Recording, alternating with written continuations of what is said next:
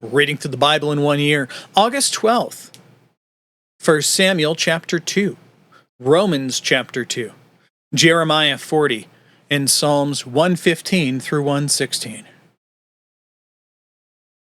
Then Hannah prayed and said, "My heart exalts in Yahweh. My horn is exalted in Yahweh. My mouth speaks boldly against my enemies, because I am glad in your salvation. There is no one holy like Yahweh. Indeed, there is no one besides you, nor is there any rock like our God. Do not multiply speaking so very proudly. Let arrogance not come out of your mouth, for Yahweh is a God of knowledge, and with him actions are weighed. The bows of the mighty are shattered, but those who stumble gird on strength. Those who are full hire themselves out for bread. But those who are hungry cease to hunger. Even the barren gives birth to 7, but she who has many children languishes. Yahweh puts to death and makes alive. He brings down to Sheol, the place of the dead, and raises up. Yahweh makes poor and rich. He brings low. He also exalts. He raises the poor from the dust. He exalts the needy from the ash heap, to make them sit with nobles, and inherit a seat of glory. For the pillars of the earth are Yahweh's, and he sets the world on them. He keeps the feet of his holy ones, but the wicked ones, are silenced in darkness. For not by power shall a man prevail.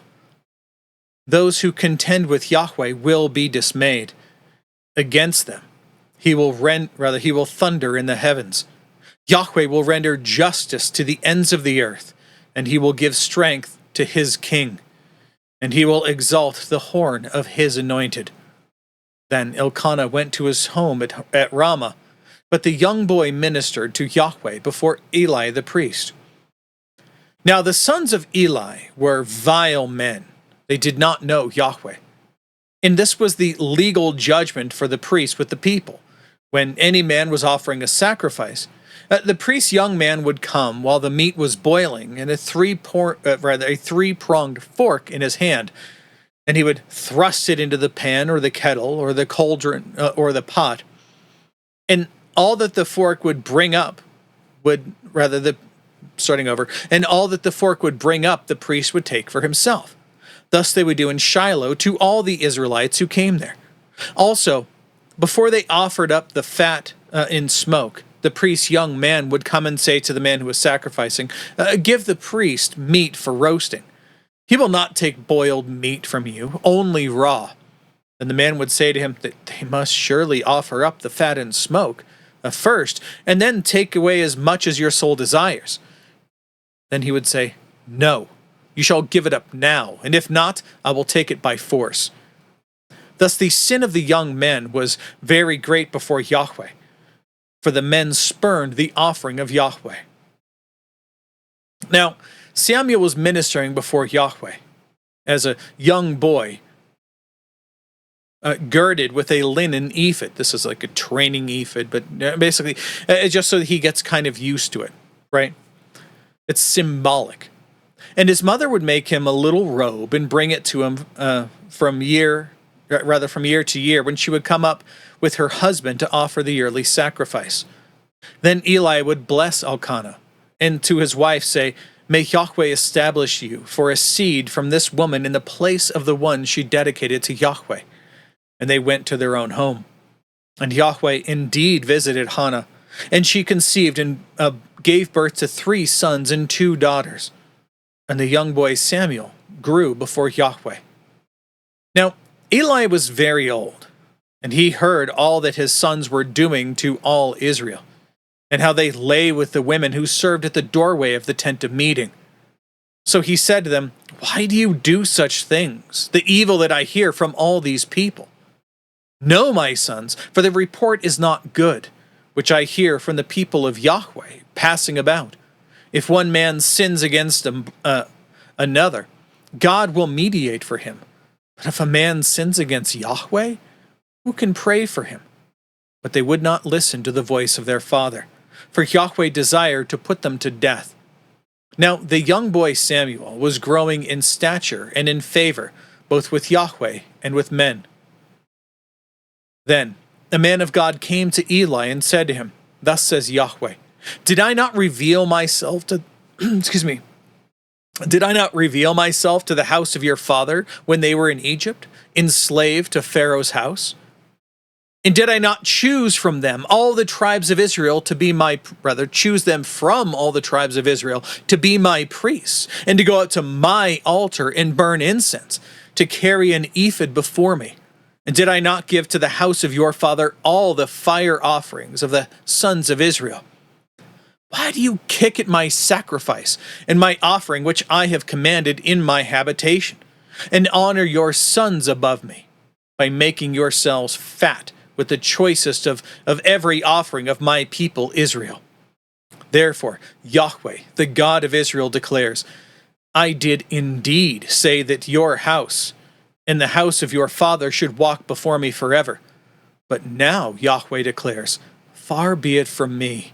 For those who honor me, I will honor, and those who despise me will be cursed. Behold, the days are coming when I will break your strength and the strength of your father's house, so that there will not be an old man in your house. And you will look upon the distress of my habitation, in spite of all the good that I do for Israel. And an old man will not be in your house all the days. Yet I will not cut off every man of yours from my altar, so that your eyes will fail from weeping, and your soul grieve, and all the increase of your house will be put to death in the prime of life. Now, this will be the sign to you which will come concerning your two sons, Hophni and Phinehas. On the same day both of them will be put to death. But I will raise up for myself a faithful priest, who will do according to what is in my heart and in my soul, and I will build him a faithful house, and he will walk before my anointed always. And it will be that everyone who is left in your house will come and bow down to him for a piece of silver or a loaf of bread, and say, please assign me to one of the priest's offices, so that I may eat a piece of bread. Now Romans chapter 2.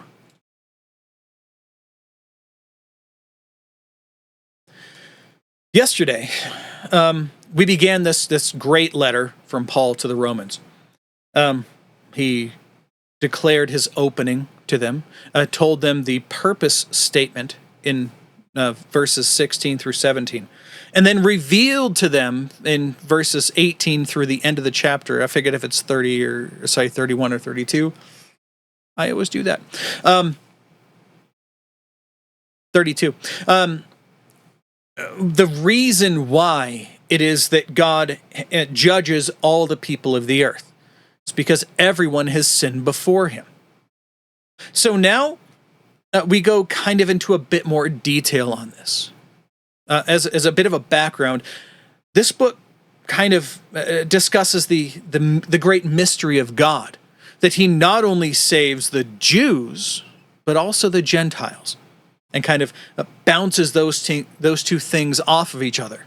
We're going to go into some of that here. Tomorrow in verse 3, in chapter 3, we're going to go into a bit more detail. Continuing on here with verse 1. Therefore, given all the information before this, revealing God's kindness and severity, his kindness in giving us what it is that we desire, even if it ends in our own destruction, and the severity of God, and that his wrath bears against us for the decisions that we've made. God isn't forcing us to sin, he's just opening it up so that we can pursue the desires of our heart. Verse 1, therefore you are without excuse, O man, everyone who passes judgment. For in that which you judge another, you condemn yourselves. For you who practice the same things. And we know that the judgment of God rightly falls upon those who practice such things. But do you presume this, O man, who passes judgment on those who practice such things and does the same, that you will escape the judgment of God? Or do you think lightly of the riches of his kindness and forbearance and patience, not knowing that the kindness of God leads you to repentance? But because of your stubbornness and unrepentant heart, you are storing up wrath for yourself in the day of wrath and revelation of the righteous judgment of God, who will repay to each according to his works. To those who, by perseverance and doing good, seek for glory and honor and immortality, eternal life. But to those who are selfishly ambitious and do not obey the truth, but obey unrighteousness and wrath and anger, there will be affliction and turmoil for every soul of man who works out evil, of the Jew first, and also of the Greek or Gentile. But glory and honor and peace to everyone who works good, to the Jew first and also to the Greek. For there is no partiality with God. For all who have sinned without the law will also perish without the law, and all who have sinned under the law will be judged by the law. For it is not the hearers of the law who are just before God, but the doers of the law who will be justified. For when Gentiles who do not have the law naturally do the things of the law, these, not having the law, are a law to themselves, in that they demonstrate the work of the law written in their hearts, their conscience bearing witness, and their thoughts alternately accusing or else defending them. On the day when, according to my gospel, God will judge the secrets of men through Christ Jesus. But if you bear the name Jew and rely upon the law and boast in God and know his will and approve the things that are essential, being instructed out of the law, and are confident that you yourself are a guide to the blind, a light to those who are in darkness, a corrector of the foolish, a teacher of the immature, having in the law the embodiment of knowledge and of the truth. You, therefore, who teach another, do you not teach yourself? You who preach that one should not steal, do you steal? You who say that one should not commit adultery, do you commit adultery? You who abhor idols, do you rob temples? You who boast in the law through the transgression of the law, do you dishonor God? For the name of God is blasphemed among the Gentiles because of you, just as it is written. For indeed, circumcision is of value. Again, circumcision was the sign that you are you are a Jew, you are somebody who is under the law of God, right? Circumcision is of value if you practice the law, but if you are a transgressor of the law, your circumcision has become uncircumcision. So if the uncircumcised man observes the righteous requirements of the law, will not his uncircumcision be counted as circumcision? Again, balancing the two here. The life of a Gentile who serves God because of the reflection on the law of God written on his heart, versus the Jew who has both that and the law given to him as he's been taught from his youth, and seeing which one it is who most honors God. Verse 28. Verse 27. And he who is physically uncircumcised, if he fulfills the law, will he not judge you, who, through the letter of the law and circumcision, are a transgressor of the law?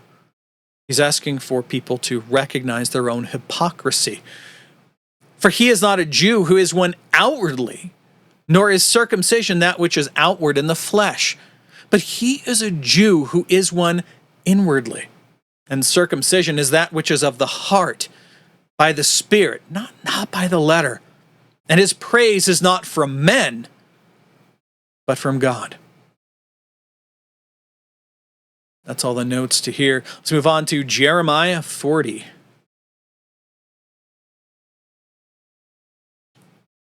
the word which came to Jeremiah from Yahweh after Nebuzaradan, captain of the bodyguard, had released him from Ramah, when he had taken him bound in chains among the Gentiles of Jerusalem, rather, among the exiles, not Gentiles, exiles of Jerusalem and Judah, who were being exiled to Babylon. And the captain of the bodyguard had taken Jeremiah and said to him, Yahweh, your God, promised this calamity against this place, and Yahweh has brought on it and done just as he promised, because you people sinned against Yahweh and did not listen to his voice. Therefore, this thing has happened to you. Notice who's saying this. It's a Gentile. It's not a Jew saying this. All the people who are hearing it have heard Jeremiah saying this from the beginning, didn't believe it was going to happen, but now this Gentile who doesn't know God, who doesn't know Yahweh, who wasn't raised up in the law of God, he is now speaking the truth of Yahweh, as has been told him through the prophets. Verse 4, so now, behold, I am freeing you today from the chains which are on your hands. If it is good in your eyes to come with me to Babylon, well, come along, and I will set my eyes to look after you. But if it is displeasing in your eyes to come with me to Babylon, never mind. Look, the whole land is before you. Go wherever it seems good and right in your eyes to go. But as Jeremiah had not yet set out to return, he said, return then to Gedaliah the son of Ahikam, the son of Shaphan, whom the king of Babylon has appointed over the cities of Judah, and stay with him among the people. Or else go anywhere that is right in your eyes to go. So the captain of the bodyguard gave him a ration and a gift and let him go. Then Jeremiah went to Mizpah to Gedaliah the son of Ahikam, and stayed with him among the people who remained in the land. Then all the commanders of the military forces that were in the field, they and all their men, heard that the king of Babylon had appointed Gedaliah the son of Ahikam over the land, and that he had appointed him over the men, women, little ones, and those of the poorest of the land who had not been exiled to Babylon. So they came to Gedaliah at Mizpah, along with Ishmael, son of Nethaniah, and Johanan and Jonathan, the sons of Kareah, and Sariah, the son of Tanhumeth, and the sons of Ephi, the Netophathite, there we go, and Jezaniah, the son of the Maacathite, both they and their men. Then Gedaliah, the son of Ahikam, the son of Shaphan, swore to them and to their men, saying, do not be afraid of serving the Chaldeans. Stay in the land and serve the king of Babylon, that it may go well with you. Now, as for me, behold, I am going to stay at Mizpah, to stand for you before the Chaldeans who come to us. But as for you, gather in wine and summer fruit and oil, and put them in your storage vessels, and stay in your cities that you have seized. And also all the Jews who were in Moab, and among the sons of Ammon and in Edom, who were in all the other lands, heard that the king of Babylon had left a remnant for Judah, and that he had appointed over them Gedaliah the son of Ahikam, the son of Shaphan. Then all the Jews returned from all the places to which they had been banished, and came to the land of Judah, to Gedaliah at Mizpah, and gathered in wine and summer fruit in great abundance. Now Johanan the son of Kareah, and all the commanders of the military forces that were in the field, came to Gedaliah at Mizpah, and said to him, do you indeed know that Baalis, the king of the sons of Ammon, has sent Ishmael the son of Nethaniah to strike down your life? But Gedaliah the son of Ahikam did not believe them. Then Johanan the son of Kareah spoke secretly to Gedaliah in Mizpah, saying, let me go and strike down Ishmael the son of Nethaniah. Not a man will know. Why should he strike down your life, so that all the Jews who are gathered to you would be scattered, and the remnant of Judah would perish? But Gedaliah the son of Ahikam said to Johanan the son of Kareah, do not do this thing, for you are telling a lie about Ishmael.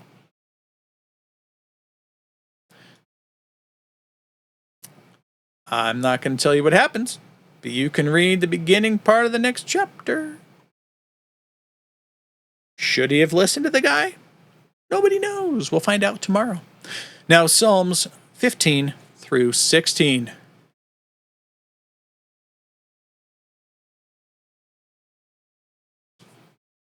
O Yahweh, who may sojourn in your tent, who may dwell on your holy mountain?